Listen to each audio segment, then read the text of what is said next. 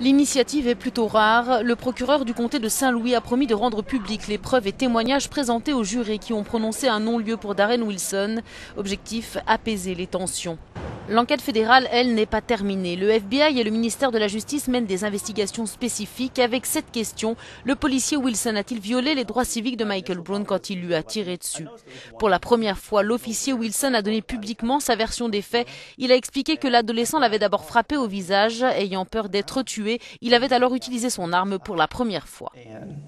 Il a ignoré tous mes ordres et a juste continué à courir. Après qu'il a continué sa course, j'ai tiré une nouvelle série de coups de feu. Il a été touché au moins une fois car je l'ai vu tressaillir. Y a-t-il quelque chose que vous auriez pu faire différemment qui aurait empêché ça?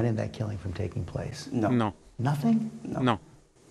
Y êtes-vous absolument certain, quand vous regardez au fond de votre cœur et de votre âme, que si Michael Brown avait été de race blanche, cela se serait passé exactement de la même façon?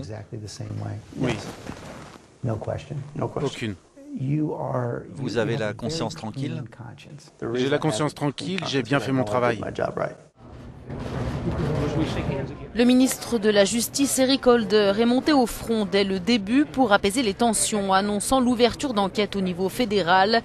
Mais 3 mois après les faits, il n'a toujours pas dit quand celle-ci serait terminée. Les enquêtes fédérales sont toujours en cours, elles vont être encore approfondies, et ce de manière autonome.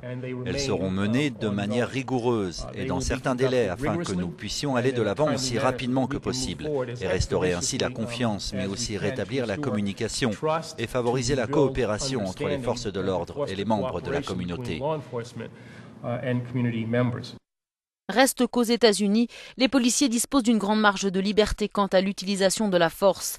Des fuites dans les médias américains suggèrent déjà qu'aucune poursuite fédérale ne devrait être intentée.